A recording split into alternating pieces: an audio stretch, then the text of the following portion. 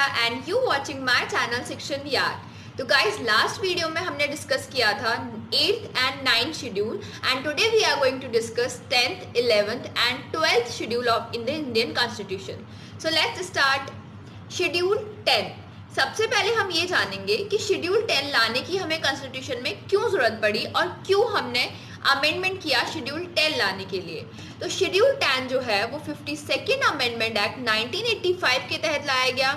ये अमेंडमेंट क्यों हुई और ये किससे रिलेटेड है? शेड्यूल 10 जो रिलेटेड है वो रिलेटेड है एंटी डिफेक्शन लॉ से. What is the meaning of this word anti defection law? Anti defection law को अगर हम हिंदी में कहें तो दल बदलने का विरोध करने के लिए कानून, यानी दल बदलने, जो दल बदल होता था उसका विरोध करने के लिए कानून जो है वो बना अमेंडमेंट 52 अमेंडमेंट एक्ट के द्वारा और वो रखा गया 10th शेड्यूल में. तो सबसे पहले हम देखते हैं एंटी डिफेक्शन लॉ में कि इस डिफेक्शन का मीन्स क्या है. डिफेक्शन का मतलब है it is an act of changing party और moving from one party to another party, यानी कि पार्टी को चेंज करने का एक्ट, या फिर कह सकते हैं एक पार्टी से दूसरी पार्टी में जाना. और क्या कह सकते हैं डिफेक्शन को? Disobeying the directives of the party. Disobeying the directives of the party का मतलब है अवज्ञा करना. किसकी? पार्टी के सिद्धांतों की. जो पार्टी, जैसे मान लीजिए कोई पार्टी है, बीजेपी मान लेते हैं, उन्होंने कोई बिल पास किया या कोई बिल या लॉ पास की उन्होंने, तो उसमें जितने भी मेंबर्स हैं उसमें से एक मेंबर को उनकी बात अच्छी नहीं लगी और उसने उसका विरोध किया, यानी डिसओबे, अवज्ञा की उसकी डायरेक्टिव्स की या उसकी कोई भी बिल की, तो उसको बोलते हैं हम डिफेक्शन. और या फिर एक पार्टी से दूसरी पार्टी में जाना, ये भी डिफेक्शन होता है. तो इन सबको रोकने के लिए एक कानून बना जिसे कहा गया एंटी डिफेक्शन लॉ, यानी डिफेक्शन को रोकने के लिए, उसका विरोध करने के लिए एंटी डिफेक्शन लॉ बना. अब ये क्यों बना इसे हम समझते हैं बहुत इजीली. मैंने क्या बताया आपको? डिफेक्शन का मतलब है वन पार्टी से अदर पार्टी में जाना, यानी कि पार्टी ए से पार्टी बी में जाना. मान लीजिए कोई बीजेपी है या कांग्रेस है. फॉर एग्जाम्पल, हम पॉलिटिक्स नहीं कर रहे यहाँ पे, एग्जाम्पल के तौर पे लेते हैं कि एक पार्टी से दूसरी पार्टी में जाना या फिर इस पार्टी से इस पार्टी में आना डिफेक्शन होता है, या फिर अपनी पार्टी के डायरेक्टिव्स के अगेंस्ट जाना, ये भी क्या होता है? डिफेक्शन होता है. इसे क्यों रोका गया, क्यों आवाज़ उठाई जो भी है पार्टी के लोगों ने कि क्यों ये कानून बने? तो जैसे मान के चलते हैं, एक एग्जाम्पल लेते हैं, 50 सीट्स है जिसमें से दो पार्टी हैं, उसके लिए 50 सीट्स हैं और जीतने के लिए कितनी चाहिए? हाफ प्लस 1, 25 प्लस 1 यानी 26. अगर 26 किसी पार्टी को सीट्स मिलती हैं तो वो बहुमत के साथ जीत जाएगी. मान लीजिए पार्टी ए जीती 28 सीट्स से और पार्टी बी को मिली 22 सीट्स. तो ज़्यादा किस पे है? पार्टी ए पे. तो बहुमत किसकी है? पार्टी ए की. तो जो सरकार बननी चाहिए किसकी बननी चाहिए? पार्टी ए की. बट क्या होता है इस कंडीशन में कि 22 सीट से, यानी कितनी सीट से? लगभग 6 या फिर 6 सीट से ये वाली पार्टी बी जो है वो हार रही है. तो वो क्या करेगी? इसके विधायकों को खरीद लेगी, अपने में कर लेगी. अब क्या होगा? पार्टी ए के विधायकों को अगर ये खरीदेगी, मान लीजिए खरीद लिया और इसने बहुमत ले ली, तो क्या होगा? ये वाली पार्टी जीत जाएगी, इसकी सरकार बन जाएगी. अब लेकिन ये पार्टी चुप थोड़ी ना बैठेगी, ये पार्टी क्या करेगी? ये इसके विधायकों को खरीद लेगी. यही चलता रहेगा. यानी कि लोकतंत्र की तो धज्जियां उड़ गई, डेमोक्रेसी मतलब किस में आ गई? खतरे में आ गई. ये तो गलत बात है ना कि ये तुमने इसको खरीद लिया, उसको खरीद लिया.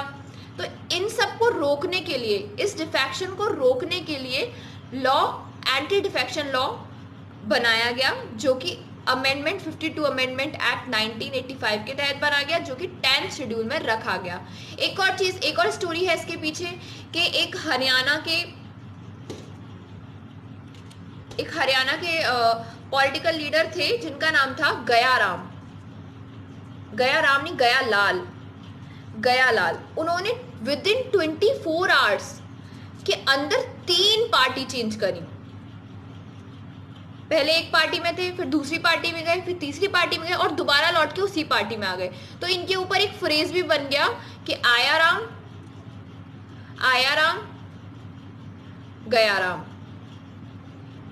यानी उन्होंने इतनी बार पार्टी चेंज की जिसकी वजह से फिर ये डिफेक्शन वाली कंडीशन आ गई और फिर ये एंटी डिफेक्शन लॉ बनाना ही पड़ा, क्योंकि ऐसा बहुत जगह हो रहा था कि लोग बार बार पार्टीज को चेंज कर रहे थे। तो आप इस एग्जाम्पल से, इस स्टोरी से आप समझ सकते हैं, आप क्लियर हो सकता है कि एंटी डिफेक्शन लॉ बनाने की जरूरत क्यों पड़ी और उसे 10th शेड्यूल के अंदर रखा गया।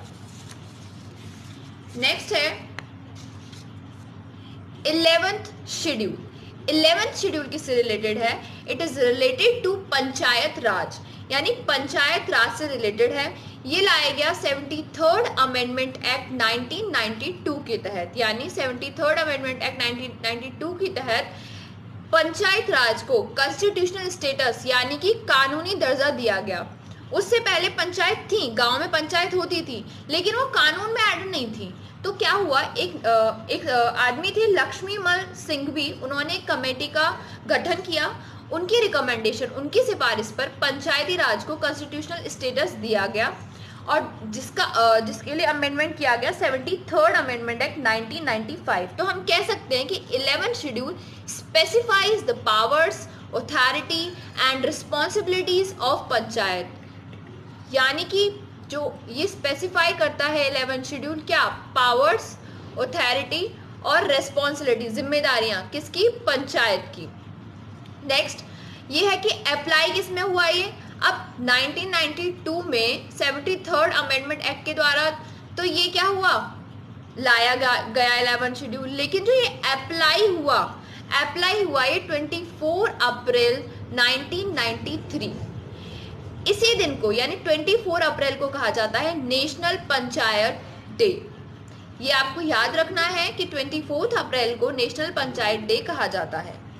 अब कोई भी अमेंडमेंट होता है उसके द्वारा बहुत सारी चीज़ें लाई जाती हैं कॉन्स्टिट्यूशन में। तो 73rd अमेंडमेंट एक्ट के द्वारा एक तो 11th शेड्यूल आया, पार्ट 9 भी इंट्रोड्यूस किया गया, आर्टिकल 243 से लेके 243O तक भी इंट्रोड्यूस करे गए इसी अमेंडमेंट, इसी शेड्यूल में। और इसमें जो सब्जेक्ट और मैटर रखे गए थे, यानी जिन पे बात होनी थी, वो हैं 29। तो 11th शेड्यूल में जो सब्जेक्ट्स हैं वो हैं 29। आई होप आपको क्लियर हो गया होगा कि 11th शेड्यूल पंचायत राज से रिलेटेड है, 10th schedule anti defection law से रिलेटेड है। नेक्स्ट आता है last schedule, 12th schedule. 12th schedule है आया 74th अमेंडमेंट एक्ट 1992 में, यानी एक ही सन में आए ये, लेकिन ये कौन से अमेंडमेंट के द्वारा लाया गया? 74th amendment. अब ये किससे रिलेटेड है? ये रिलेटेड है म्युनिसिपैलिटी या कह सकते हैं अर्बन एडमिनिस्ट्रेशन, यानी शहरी विकास से या उसके मैनेजमेंट से, यानी कि कोई टाउन है या सिटी है उसके मैनेजमेंट के लिए भी एक गवर्न करने के लिए भी एक क्या चाहिए? एक एडमिनिस्ट्रेशन चाहिए। तो वो है म्युनिसिपैलिटी, जिसे हम नगर पालिका भी बोलते हैं। तो उसके लिए, उसके मैनेजमेंट के लिए, उसके अथॉरिटी के लिए, उसके पावर्स के लिए शेड्यूल अमेंडमेंट लाया गया 74th अमेंडमेंट एक्ट, जिसके अंदर ही 12th शेड्यूल आया। तो 1992 एक्ट को, यानी 74th अमेंडमेंट एक्ट 1992 को नगर पालिका एक्ट भी कहते हैं। You have to remember this, 74th amendment act 1992 को नगर पालिका एक्ट भी कहते हैं। जैसे कि मैंने आपको पहले बताया था कि 11th शेड्यूल यानी 73rd अमेंडमेंट एक्ट 1992 के तहत 11th शेड्यूल इंट्रोड्यूस किया गया, पार्ट 9 इंट्रोड्यूस किया गया, आर्टिकल और सब्जेक्ट्स इंट्रोड्यूस करे गए। ऐसे ही सेम 74th अमेंडमेंट एक्ट के द्वारा 12th schedule, part 9A, article 243P, 243ZG and subject इसमें होते हैं 80। आई होप गाइस आपको ये बिल्कुल क्लियर हो गए होंगे शेड्यूल।